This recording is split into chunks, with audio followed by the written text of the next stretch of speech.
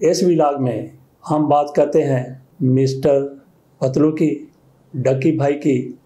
वसीम अकरम भी इन्हीं की तरह रडार पर आ गए हैं। डक्की भाई को डके हुए 4-5 रोज़ हो गए हैं। पहले उनका एक रिमांड दिया गया, फिर दूसरा रिमांड दिया गया। हो सकता है कि जब तक आप ये वीडियो देख रहे हों उनका एक और रिमांड भी दे दिया जाए। उनकी अहलिया अरूब जतोई की ज़मानत हो गई है, उनकी ज़मानत ले ली गई है।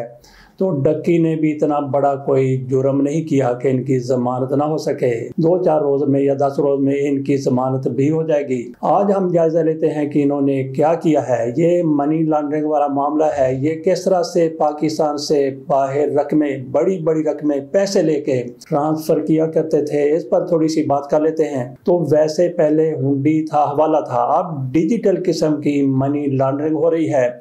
हमारे सदर ममलकत जनाब आसिफ अली जरदारी साहब, उन पर ये इल्ज़ाम था, अल्लाह बेहतर जानता है कि उन्होंने ऐसा कोई काम किया या नहीं किया। वैसे उन्होंने पाकिस्तान में ऐसा कोई काम छोड़ा नहीं है। उन पर ये इल्ज़ाम था कि उन्होंने लांचों में भर के डॉलर पाकिस्तान से बाहर, दुबई में या जहाँ भी वो चाहते थे वहाँ पे पहुँचा दिया गया। और चौधरी बरादरान के बारे में भी कहा जाता है कि जब ये इक़्तिदार में थे, इनकी तरफ से हेलीकॉप्टरों में फ़िलिपाइन में जहाँ कहीं भी इनका कारोबार है वहाँ पे पैसे पहुँचाए जाते थे। स्पेन में है या फ़िलिपाइन में, मेरा ख्याल है कि इनका ज़्यादा कारोबार स्पेन में है या कहीं भी है। लोग इनके एतमाद के वो ही बता रहे थे कि ये भी पाकिस्तान से बाहर इस तरह से पैसा भेजते रहे। और हमें ये भी पता है कि 2 साल पहले तक किस तरह से भारत का जहाज पाकिस्तान में कराची में जाते हुए लैंड करता है। एमरजेंसी लैंडिंग है, 1 नहीं 2 नहीं 4 जहाज एक के बाद दूसरा।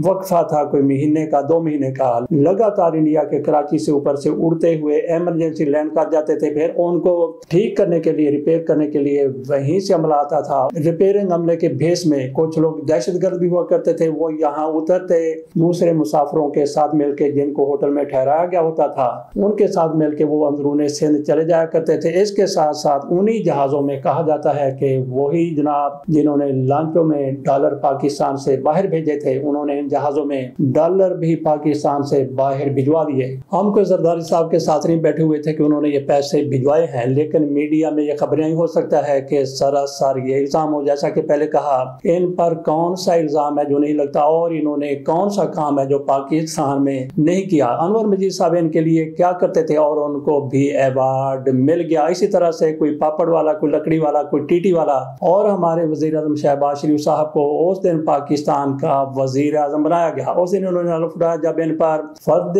जुर्म आयद होनी थी, एक टीटी, दूसरी टीटी और इनके बेटे पर भी। बात हम कर रहे हैं मनी लॉन्ड्रिंग की। और ये बंदे डक्की भाई किस तरह से मनी लॉन्ड्रिंग करते थे और पतलू भाई किस तरह से मनी लॉन्ड्रिंग करते थे। मुबैना तौर पर जैसा कि कहा कि आसिफ अली जरदारी के साथ हम नहीं बैठे हुए थे, इनके साथ भी हम नहीं बैठे थे, लेकिन इन पर जो इल्ज़ाम लगते हैं, जो मीडिया में रिपोर्टें आई हैं, उनके मुताबिक ये है। पतलू भाई का सुन लीजिए कि टिकटॉक के ऊपर बराह रास्त मुकाबला होता था, लाइव मुकाबला होता था, दूसरा पार्टनर उनका होता था। तो इनका कोई काई निशान जो भी है, तो मुकाबला ये होता था कि लोग इनको गिफ्ट देते थे। गिफ्ट क्या देते थे? एक तो लाइन जैसे निशान है, दूसरा यूनिवर्स निशान है। तो जो बंदा इनको गिफ्ट देता है, एक मरतबा क्लिक करता है तो कुछ 300 कुछ डॉलर उसके अकाउंट में चले जाते हैं, जो 1,20,000 रुपये बनता है। दोनों में मुकाबला होता है। जो मुकाबला जीत जाता वो दूसरे के लिए कोई शर्त रखता था। मसलन ये शर्त रख देता था कि आप अपनी चूड़ियां उतार दें या अपना दुपट्टा उतार दें। अगर कोई बंदा है तो वो कहता था कि अपनी शर्ट उतार दें। तो इस तरह से हम बात कर रहे हैं पतलू की।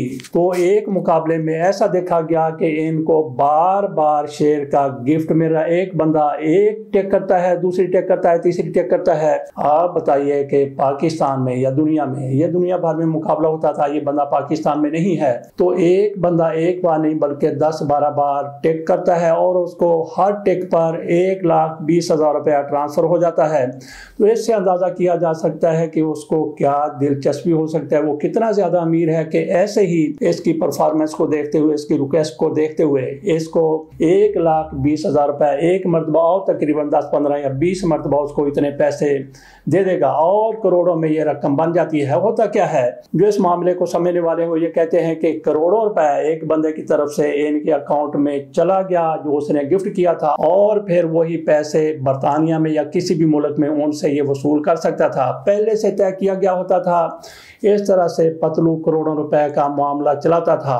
पतलू साहब क्योंकि पाकिस्तान से बाहर है इसलिए उन पर अभी तक हाथ नहीं डाला गया। इसी तरह से डक्की भाई भी करते थे। दरअसल कहा जाता है कि ये सारा मामला मनी लॉन्ड्रिंग का है। तो देखते हैं कि डक्की भाई को कब तक ढक के रखा जाता है। इसी तरह से जिस तरह से डक्की भाई गिरफ्तार हो चुके हैं और पतलू की तलाश भी हमारी एजेंसियों को जारी है। FIA की तरफ से कहा गया है कि रजब भट्ट भी मतलूब है और इसके साथ साथ पतलू भी मतलूब है, दीगर भी कई लोग मतलूब होंगे। और इसी दौरान वसीम अकरम भी रडार पर आ गए। वही जो पाकिस्तान के बहुत बड़े क्रिकेटर हैं उनके बारे में कहा जाता है एक बंदे की तरफ से इन्वेस्टिगेशन एजेंसी में ये मामला ले जाया गया है। वो कहते हैं कि वसीम अकरम भी ऐप को, जुए की ऐप को प्रमोट करते हैं। उन्होंने कहा है कि ये ऐप इंडिया की है, बाजी नामी प्लेटफॉर्म है, उसके लिए इन्होंने ब्रांड एम्बेसडर के तौर पर साइन अप किया है। तो देखते हैं कि FIA वसीम अकरम पर हाथ डालती है या नहीं डालती। अगर हाथ डालती है तो फिर कब डालती है। जिस तरह से वसीम अकरम साहब हैं इसी तरह से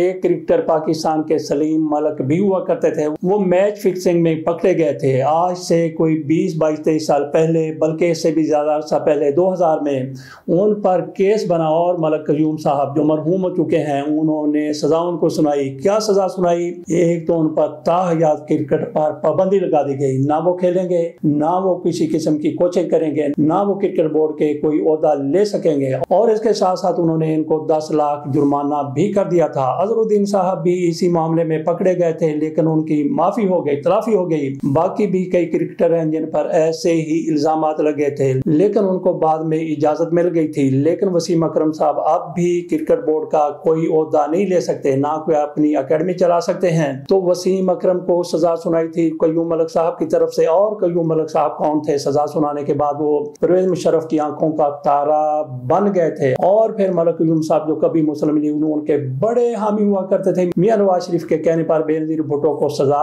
भी ये वही मलिक कयूम है जिन्होंने सजा सुना दी थी। 7 साल की सजा आसिफ अली जरदारी को और बेनजीर भुट्टो को। और उसी मलिक कयूम ने फिर सलीम मलिक को मैच फिक्सिंग में फिक्स कर दिया था। सलीम मलिक को अभी इजाजत नहीं, हालांकि 2008 में अदालत की तरफ से इनकी सजा को खत्म कर दिया गया था और 2020 में मजीद भी इनकी सजा को किसी अदालत की तरफ से बिल्कुल खत्म कर दिया गया था। लेकिन इसके बावजूद भी सलीम मलिक पर अभी तक पाबंदियां मौजूद हैं। तो नाज़रीन ये सारी हमने आपके सामने सूरत रखने की कोशिश की कि किस तरह से डक्की भाई, किस तरह से पतलू साहब और किस तरह से रजब भट्ट मनी लॉन्ड्रिंग करते हैं, किस भेस में, किस आड़ में, वो भी आपके सामने रख दिया।